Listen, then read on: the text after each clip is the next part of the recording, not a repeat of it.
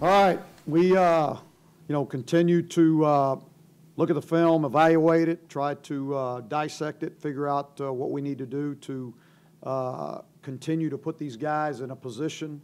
We're tweaking things, constantly, and we'll continue to do that. I think our defense is making progress. They've showed progress the last 3 weeks. They've been pretty efficient in the things that we've asked them to do, and we'll continue to hopefully get better. There's more pressing things going on. I know that you got rid of the beard. Yeah.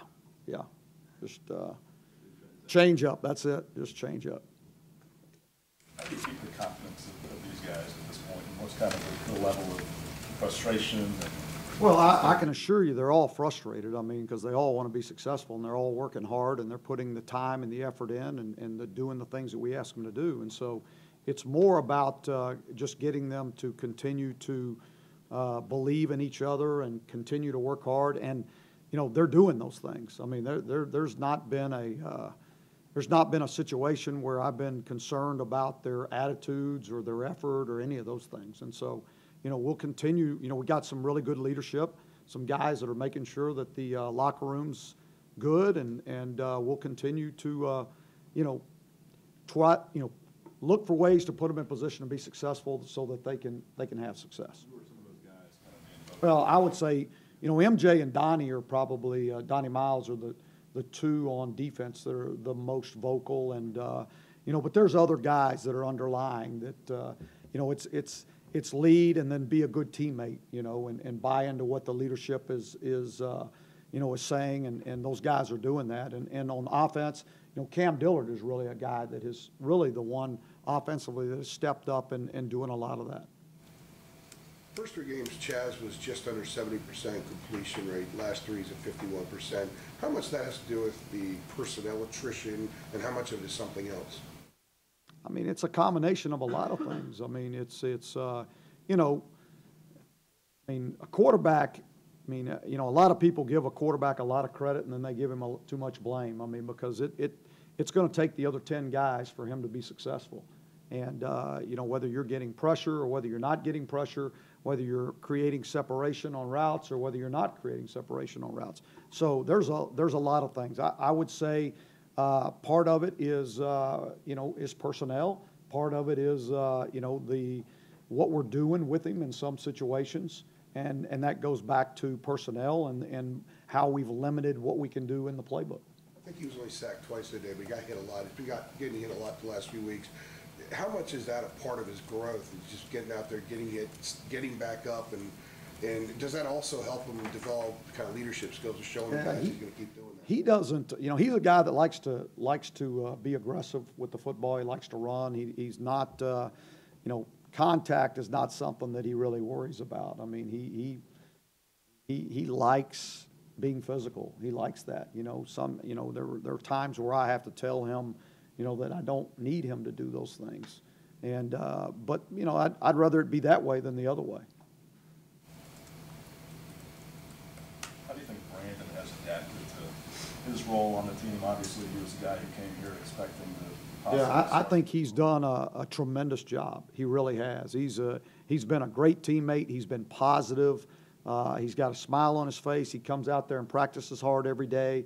I mean, you haven't seen any problems with him. I mean, he really has. He's been very supportive of Chaz and the other quarterbacks, and they're all supportive of each other. And he's doing a great job of leading from that position.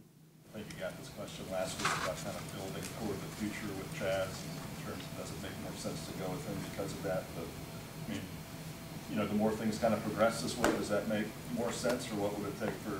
Well, it's still about putting the guys on the field that are going to give us the best opportunity to win. That's it. That's all. That's all we're concerned with right now.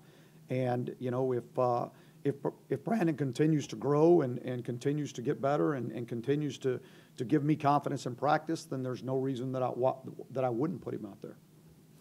Larry, the first 5 offensive drives were 3 and outs. I know a lot of those were probably scripted plays ahead of the game. Looking back on film, is there anything that kind of stood out to what was?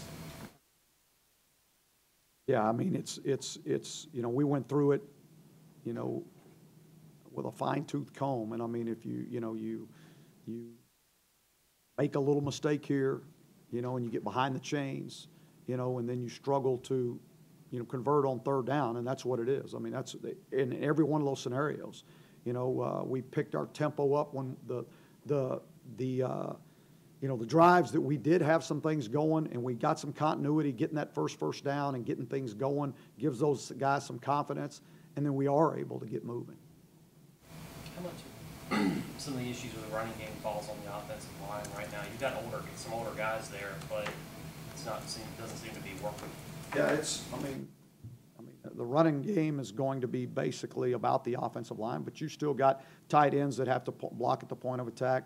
You got perimeter blocking that's very important because people are getting, safeties involved in the run game, and so all of those things are important. But the majority of it's going to go on the offensive line. We got to do a better job of playing up front. There's no doubt about it if we're going to be able to run the ball efficiently. You see something on the film this week with the offensive line that stands out of something they're not doing? Well, you got Communication thing. I mean, it starts off with communication because a lot of times when there's a breakdown, it's a communication thing, or it's a late communication and it doesn't get to everybody, which would be a communication problem. That was kind of my question, but Jordan Riley didn't play on Saturday. We didn't see him on the field. Is there anything to see there? No problem. No problem. Collectively as a group, how are the wide receivers doing with their routes and also being able to get free whenever they're especially with the short passers, are physical with the defensive backs? Yeah, I think in some scenarios they've done a really good job. I mean, there's been some times where we've been able to stretch the field and those guys have made plays for us. And then, there's been times where we haven't created enough separation. And so we got to continue to do that. We got to continue, we really work hard on trying to come up with ways to be able to create those things for them.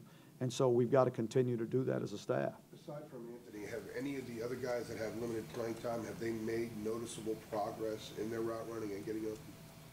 Yeah, I mean, you saw Josh Cabrera out there for the first time the other day. You got, Daz Newsome, who now will be back 100%, that we'll get him more involved. Roscoe. I mean, that was his most extensive playing time, and he did some nice things in the game for us. It may not have been as productive, but the things that he was doing were the things that we needed him to do. Larry, the set of plays at the end of the first half has become somewhat of a hot talking point, topic of conversation.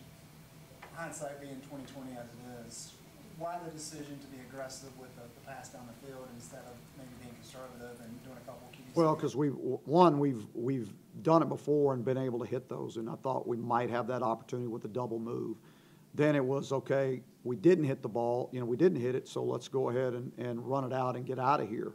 And, I mean, probably the looking back on the play, the only thing we probably would have been able to do was just get under center and go quarterback sneak, because we wouldn't have been able to hand the ball off if we would have blocked any play the way we blocked it there.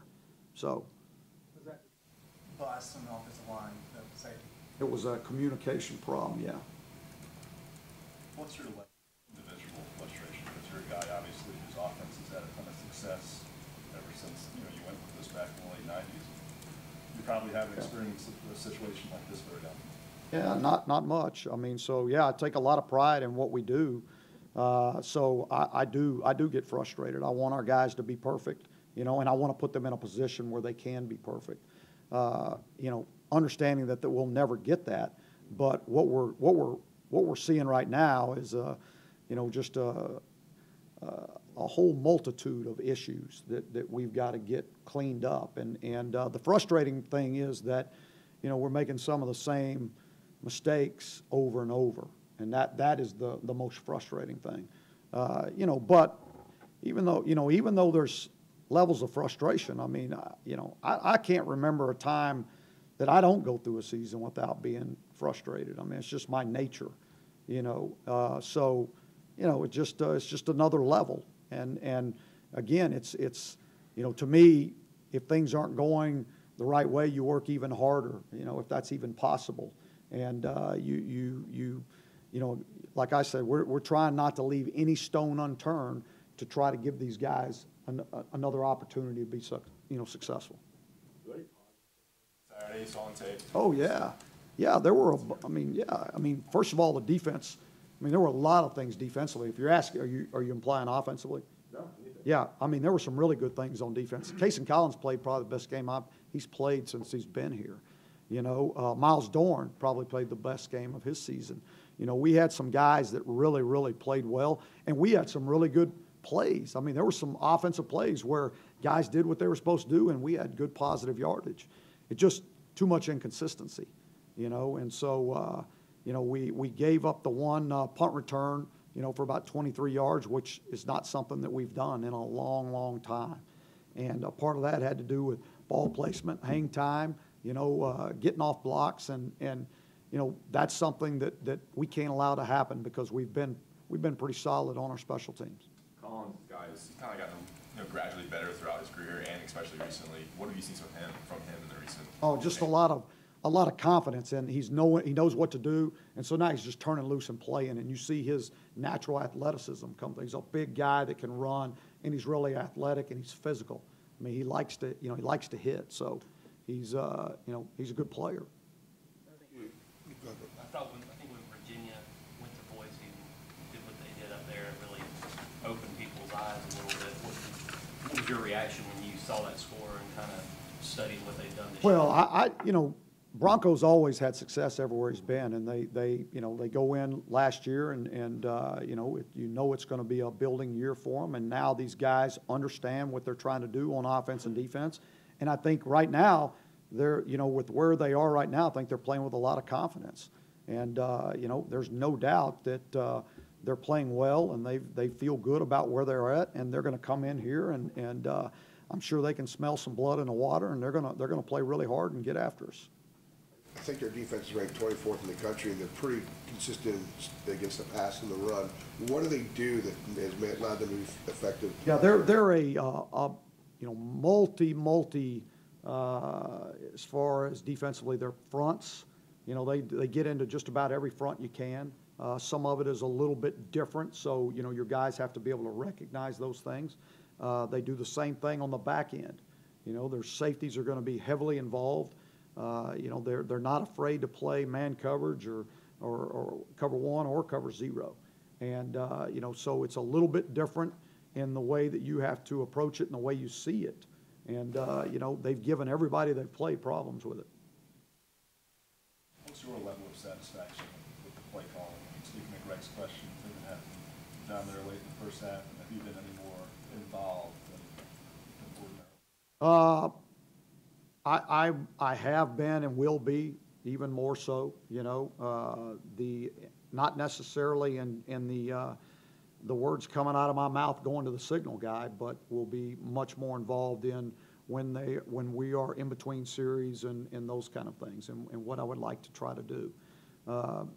So that, I don't know that will be the answer, but it's something that I feel like, that's where I can help the most, and so that's where I'm going to be. Have you already started? Or going forward as Just started into it, but we'll be going more as we go forward.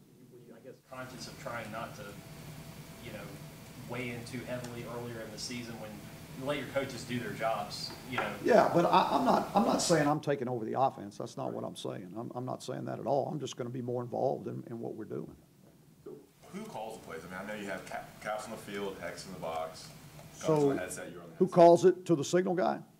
Is that what you're asking? The whole process would be great if you can. Yeah, so in between, I've done this before, so in between the series, or before we go out, when the offense is on the sideline, we're basically talking about what we want to go with the next series, so that all the coaches can talk it over with the players, so they have an idea what's going on. Now, those are normal down and distance calls, okay? Third down and short, we're going to go to our third down and short, what we have planned for the game, okay? But any normal down and distance calls, we give about 3 to 4 plays that, hey, this is the way we want to start this series, all right?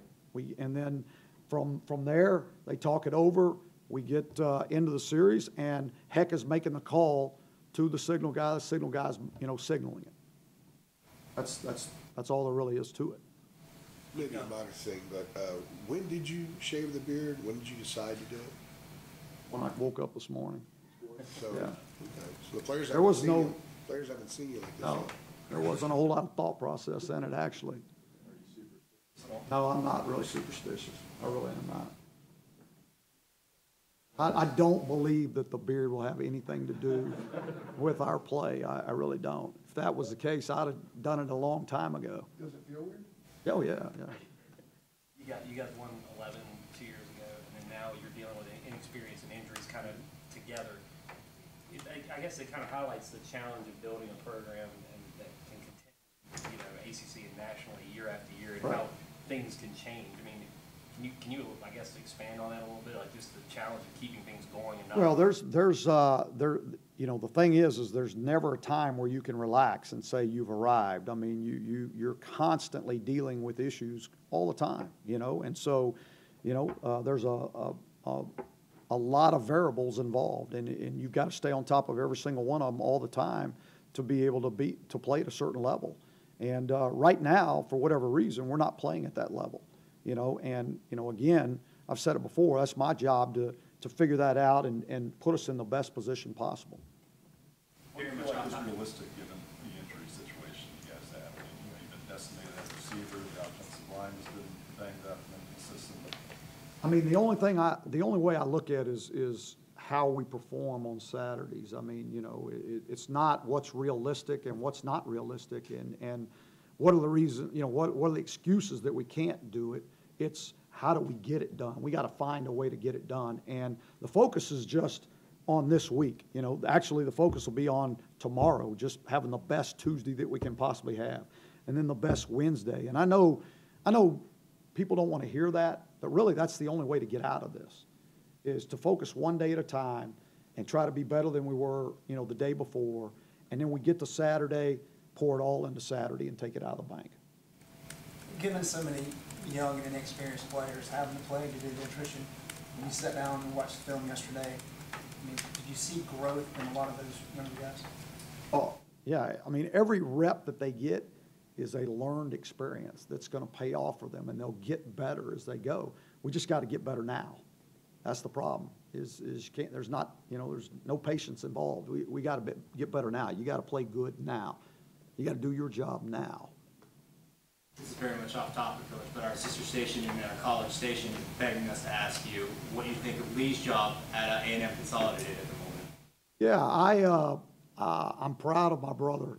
I haven't had the opportunity to talk to him. We don't talk much during the season, but I know my dad keeps me informed on how he's doing, and he's doing a great job with that program, and he always has. There's never been a doubt in my mind that he'll have success, because I know how hard he works, and he'll do a good job, and he is.